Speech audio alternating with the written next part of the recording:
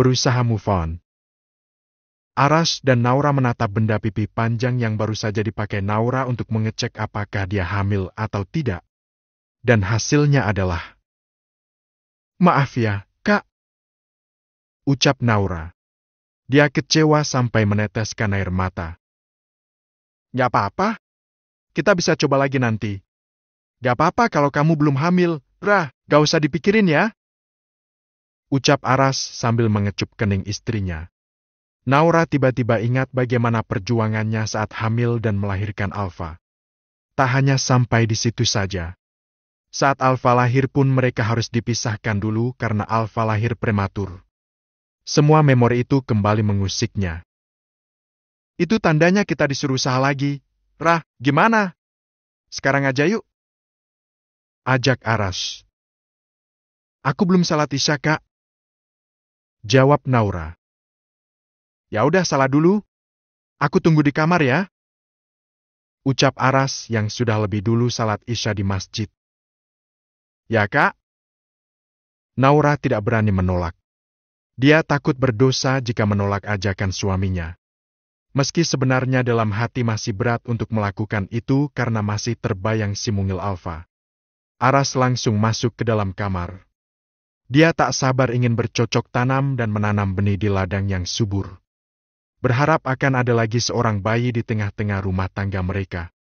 Arash menyemprotkan pengharum ruangan di kamar. Menata sprei agar tidak kusut. Lalu dia tiduran di atasnya. Sudah siap tinggal menunggu ladangnya datang. Dia menatap langit-langit kamar dan sekelilingnya. Tak menyangka jika sekarang dia bisa tinggal di rumah dan kamar yang nyaman seperti ini. Tak ada lagi nyamuk yang berkeliaran dan mengganggu aktivitasnya nanti. Sesaat kemudian Naura datang. Arash langsung duduk saat melihat Naura sambil senyum-senyum. Tapi ada yang aneh pada Naura. Naura tampak buru-buru mencari sesuatu di dalam lemari. "Lo gak jadi salat?" tanya Arash. "Enggak, Kak. Udah bocor. Ini lagi nyari pembalut. Aku lupa naruhnya. Kok gak ada ya?" Naura mencari dan akhirnya ketemu juga apa yang dicarinya. "Yah, gak jadi ya?" tanya Arash dengan perasaan kecewa. "Ya, Kak. Maaf ya. Aku tadi pipis. Dan ternyata sudah. Bentar ya, Kak. Aku mau ke kamar mandi lagi," ucap Naura setengah berlari masuk ke dalam kamar mandi. Ya sudah. Ini namanya belum rezekimu. Chill. Sabar ya. Gak usah protes dan modean terus deh lo. Ayo tidur. Besok kan harus sekolah. Gumam Arash. Dia mengusap wajahnya kasar kecewa karena tidak jadi bercocok tanam. "Kak, maaf ya. Aku gak tahu kalau udah datang bulan sekarang," ucap Naura setelah keluar dari kamar mandi. Dia ikut duduk di atas tempat tidur di sebelah Arash. "Gak apa-apa. Ya mau gimana lagi?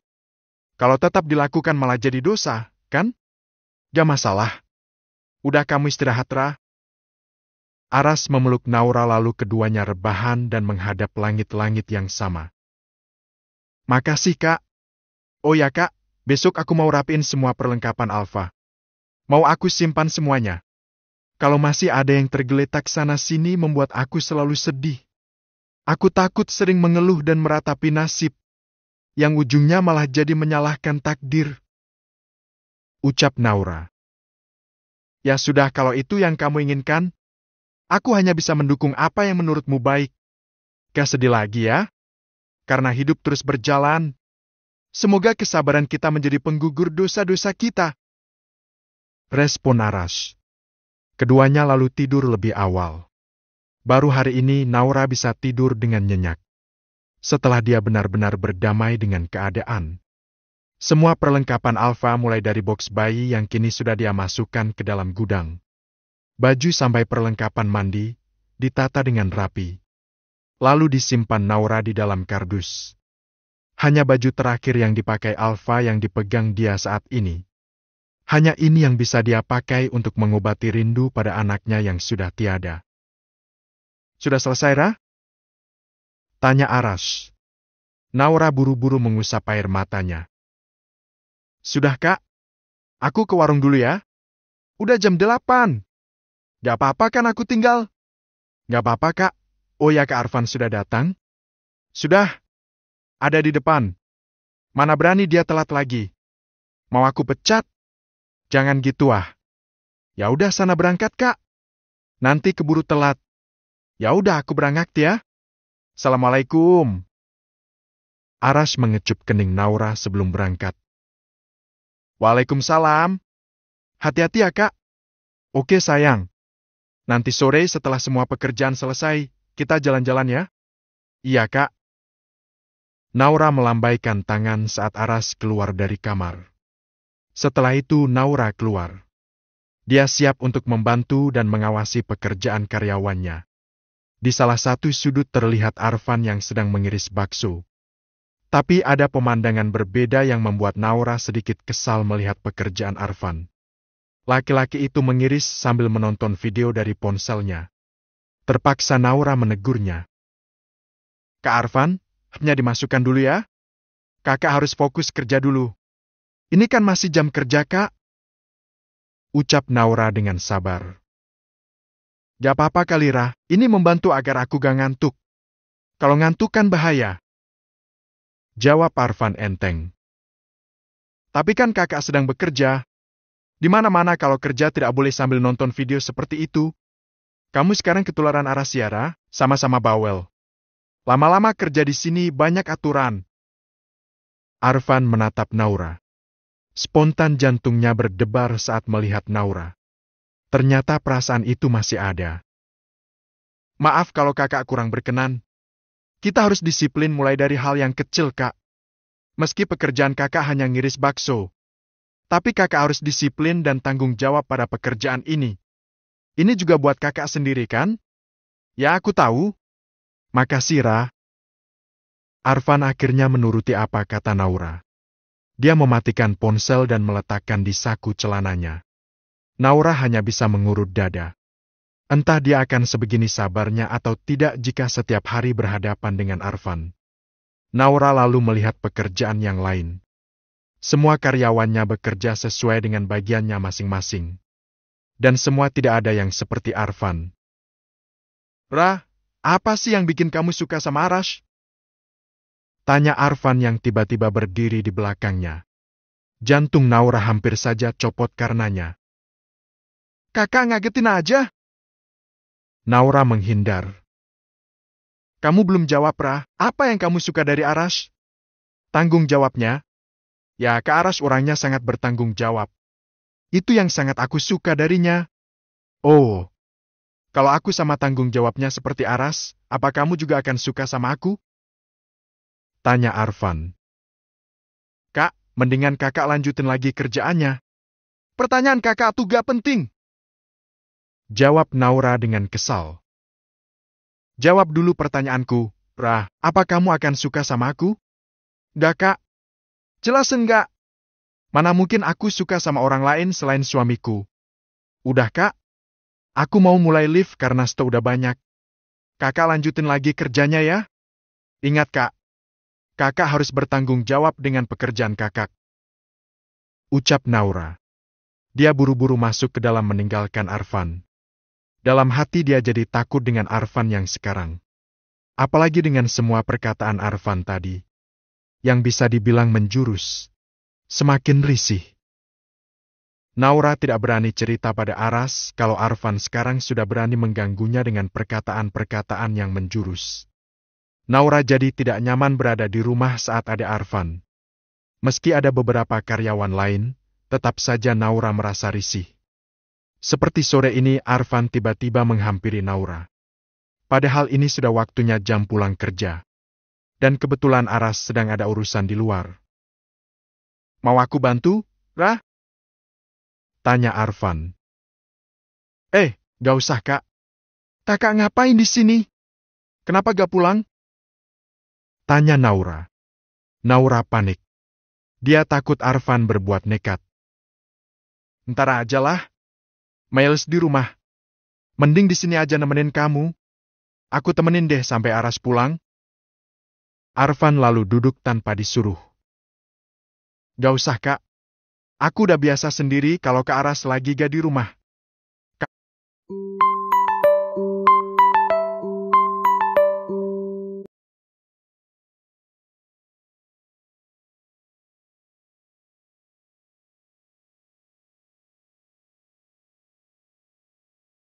Kakak sebaiknya pulang. Teh Rani kan jam segini udah pulang. Gak usah ngomongin Rani. Aku Miles. Kok Miles? Dia istrinya kakak lo. Lagi hamil. Dia pasti butuh banyak perhatian dari kakak. Udah sana pulang. Ucap Naura. Kali ini dia berkata dengan sedikit membentak. Dia ingin Arfan segera pergi dari rumahnya. Setiap hari juga diperhatiin. Ra, udah sana lanjutin masaknya. Aku mau di sini aja. Nanti aku juga pulang kalau Aras pulang. Arfan malah mengeluarkan ponselnya lalu bermain game. Naura hanya bisa mengelus dada. Karena dia merasa tidak nyaman, akhirnya Naura meninggalkan dapur. Dia berjalan melewati Arfan dan memilih keluar rumah. Membersihkan tempat produksi mungkin pilihan yang lebih tepat. Biar kelihatan orang-orang yang sedang lewat. Sambil beberes, tiba-tiba Naura dikejutkan oleh kehadiran seseorang.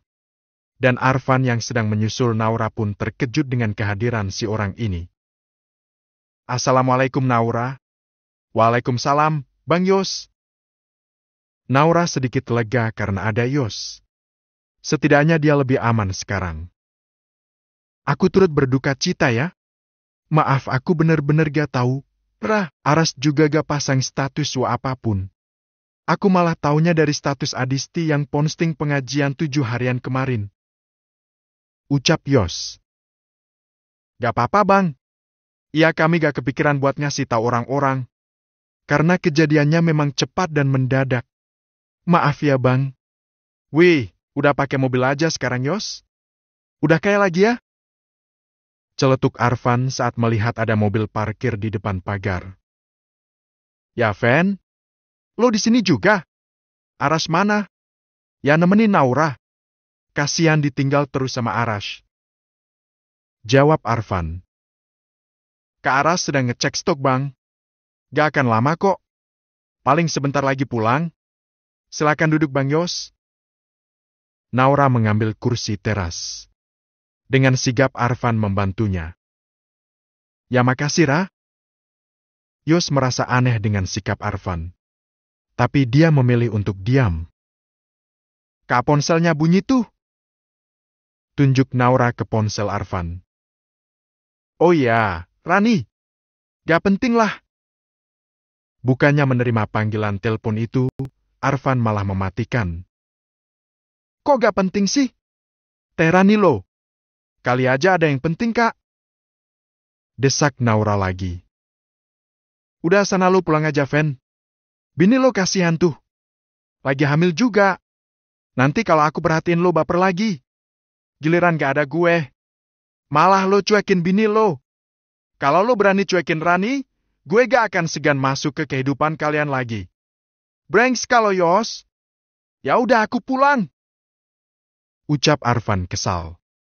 Dia langsung mengambil kunci motor di saku celana lalu pergi. Dan hanya berpamitan dengan Naura saja. Arfan kerja di sini, Ra? Tanya Yos. Iya bang. Tapi lama-lama aku risih juga dengan sikapnya. Emang resek tuh orang. Bilang aja sama Aras biar dipecat aja lah. Ucap Yos mengerti maksud Naura. Janganlah bang. Kasihan Teh Rani. Teh Rani kan lagi hamil. Takutnya tiba-tiba gak kuat kerja. Jadi masih ada pemasukan dari Kak Arfan. Lama-lama dia bisa jadi bumerang di antara kamu dan Aras. Ra, jujur saja sama Aras. Biar Aras juga lebih tegas sama si kucrut itu. Arfan kak. Gak apa-apa lah gue panggil kucrut. Habisnya nyebelin banget tuh orang. Gue pernah kena tonjok sama dia gara-gara dikira godain bininya. Lah dia aja gak mau peduli sama bininya. Ucap Yos. Ya bang. Nanti aku pasti cerita sama Kak Aras. Cari solusinya harus gimana? Hei Yos. Teriak Aras dari luar. Aras selalu masuk dan memarkir motornya di depan ruang produksi. Hey Rush, maaf ya gue baru datang sekarang. Gue baru tahu. Gue emang selalu telat. Sabar ya. Yos memeluk Aras saat Aras sudah turun dari motor dan menghampirinya. Makasih Yos. Ya gua agak sempet woro-woro. Lo tahu dari mana? Adisti pasang status pengajian 7 harian alfa. Jadi gue baru tahu. Kalian yang sabar ya. Semoga cepat dapat momongan lagi. Amin. Makasih Yos. Ayo masuk. Minum dulu Yos. Ucap Aras. Tahu aja kalau gue lagi haus. Hehehe. Ada yang getar. Siapa nih? Yos mengeluarkan ponsel dari saku celananya. Dia lalu menjauh dari Aras dan Naura. Kak, aku bikin minum dulu buat Bang Yos ya. Ya udah sana. Aras duduk menunggu Yos yang sedang menerima telepon. Dan beberapa detik kemudian Yos tampak buru-buru menghampiri Aras. Rush, gue harus pulang sekarang. Ada apa Yos? Kok kelihatan panik gitu? Ada masalah sedikit di rumah. Oh ya ini ada oleh-oleh buat kalian. Sekali lagi gue turut berbelasungkawa. Yang sabar ya. Semoga Allah segera memberi kalian keturunan lagi. Amin. Makasih Yos. Semoga masa lalu di rumah cepat kelar. Gak minum dulu? Naura udah bikinin minum buat lo. Amin. Maaf ya gue buru-buru.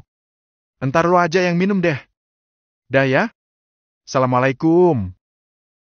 Yos bersalaman dan berpelukan dengan Aras lalu buru-buru pergi. Lo kok Bang Yos pulang? Tanya Naura sambil membawa baki. Dia terkejut saat melihat ternyata Yos sudah naik mobil.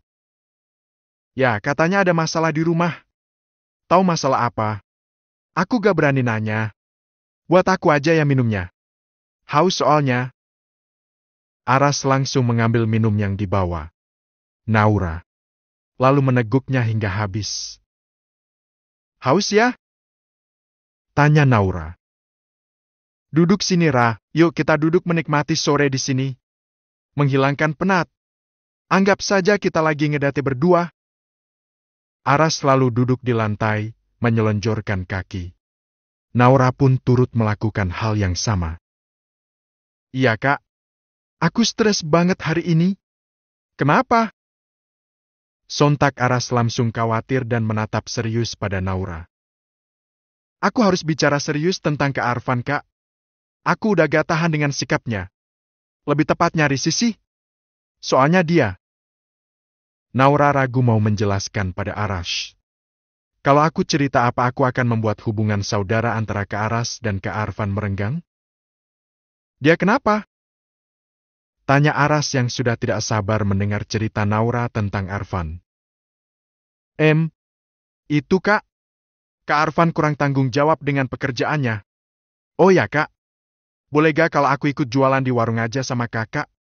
Aku sering sedih kalau ditinggal kakak sendiri di rumah. Ucap Naura. Dia tidak jadi menceritakan sikap Arfan padanya yang dinilai berlebihan. Terus kerjaan yang di rumah gimana, Ra? Kamu kan biasanya live streaming kan? Ya sih, Kak. Naura jadi bingung gimana harus menghindar dari Arfan. Gimana caranya biar aku live-nya gak sendirian ya, Kak?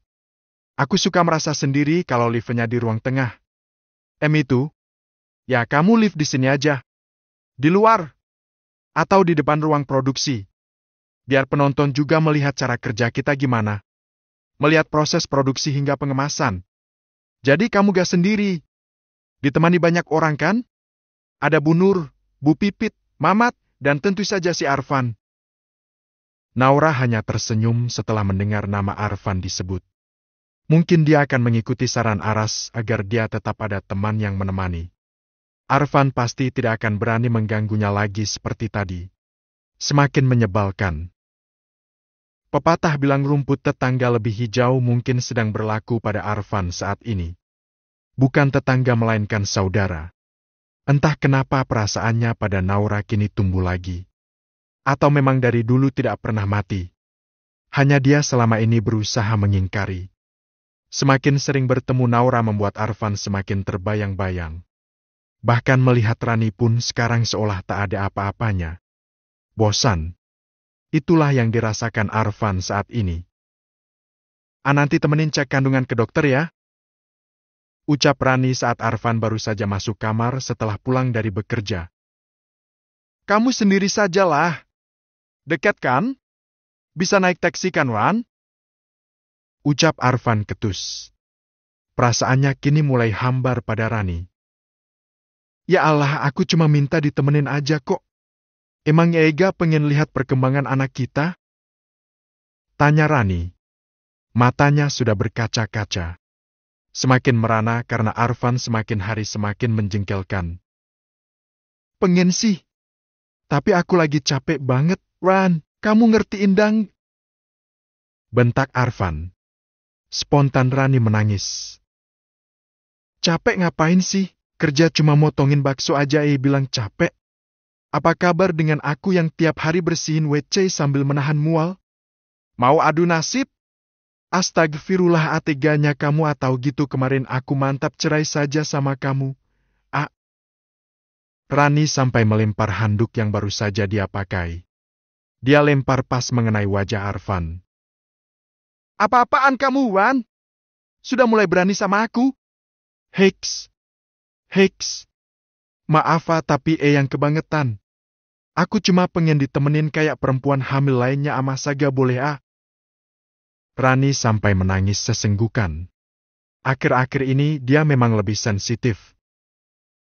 Ya. Oke aku temenin. Tapi gak bisa lama. Kalau kelamaan aku tinggal. Ucap Arfan. Dia langsung masuk kamar mandi dan melewati Rani begitu saja. Ya Allah, berilah kesabaran yang luar biasa. Hamba sudah tidak tahan ya Allah. Rintih Rani. Dia menangis semakin menjadi saat dia teringat almarhum ayahnya. Dalam keadaan seperti ini dia butuh dukungan. Butuh orang yang bisa membesarkan hatinya. Rani lalu bersiap-siap menjalankan salat maghrib. Karena setelah maghrib nanti dia akan pergi ke dokter kandungan. Arfan memasang muka masam sepanjang perjalanan. Meski mau tapi ujungnya karena terpaksa. Dia mendiamkan Rani. Tak ada yang salah dengan Rani. Hanya saja perasaannya yang berubah pada Rani lah penyebabnya. Sudah sampai. Ayo turun. Ucap Arfan. Iya, Saat turun, dia berharap akan digandeng oleh Arfan. Tapi ternyata Rani salah. Arfan langsung berjalan masuk ke dalam rumah sakit. Dan membiarkannya berjalan sendiri. Semakin nelangsa saat Rani melihat beberapa wanita hamil yang digandeng mesra oleh suaminya. Sedangkan dia. Cepetan daftar, Ran. Aku tunggu di sini ya. Ucap Arfan. Dia duduk di kursi tunggu depan loket pendaftaran. Ya, Rani melakukan sendiri semuanya. Sedangkan Arfan justru duduk santai sambil memainkan ponselnya. Tak peduli dengan apa yang dilakukan istrinya. Karena kesal dengan Arfan, akhirnya Rani pergi sendiri ke ruang dokter kandungan yang dia pilih. Dia meninggalkan Arfan di ruang tunggu. Kalaupun ikut bersamanya juga hanya membuat hatinya bertambah kesal saja, pikirnya. Rani naik ke lantai 2 tempat poliklinik ada di sana. Ada poli kandungan, poli anak, poli THT dan sebagainya. Setelah dicek tekanan darah dan berat badan, Rani ikut mengantri bersama ibu hamil lainnya. Sayangnya tempat duduknya penuh dan terpaksa Rani harus berdiri. Dalam hati dia jadi ingat Yos. Kalau saja ada Bang Yos, dia pasti akan mencarikan tempat duduk untukku. Gak seperti Arfan yang gak pernah peduli sama aku. Rani menunggu sambil berdiri dan saat itulah matanya menangkap adanya sosok pria yang sekarang sedang dia pikirkan. Entah benar dia atau hanya halusinasi saja. Tapi semakin dia membuka mata lebar-lebar dan pria itu semakin mendekat, Rani memastikan bahwa itu adalah Yos. Tapi Rani dibuat terkejut saat melihat Yos menggendong seorang anak perempuan dan ada perempuan cantik di belakangnya. Lo Wan, Rani kan? Di sini juga? Sapa Yos. Yos rupanya langsung melihat Rani. Karena posisinya sekarang memang mudah dilihat banyak orang. Ya Bang Yos. Yos, aku taruh ini dulu ya. Ucap perempuan yang bersama Yos. Iya, Sus. Jawab Yos. Siapa dia, Bang? Tanya Rani. Itu Suster Hana, perawat papaku. Ini yang aku gendong Kaisara. Anaknya. Kaisara sakit, badannya panas sama batuk.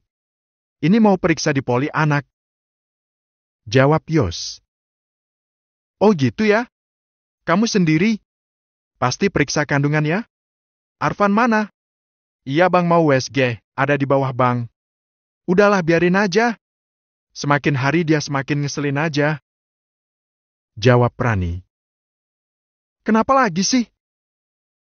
Tanya Yos. Rani tadinya mau curhat pada Yos. Tapi keburu ada Sus Hana datang. Rani jadi sungkan untuk curhat pada Yos. Biar aku gendong aja Yos. Kai harus ditimbang dulu. Ucap Hana. Biar aku aja yang kesana. Kamu duduk aja. Bentar aku carikan. Yos celingukan mencari tempat duduk yang kosong.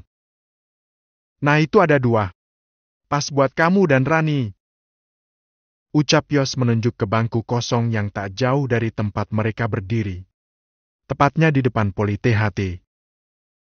Ya sudah Yos. Ayo Rani kita duduk di sana.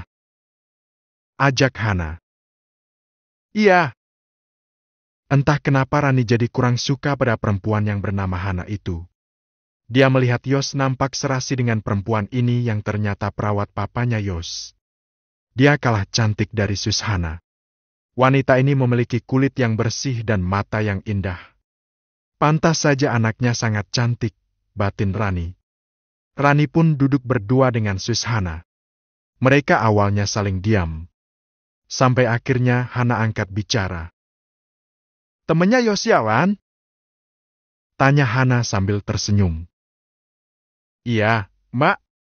Saya temannya Bang Yos. Jawab Rani. Oh gitu? Rani mau periksa apa?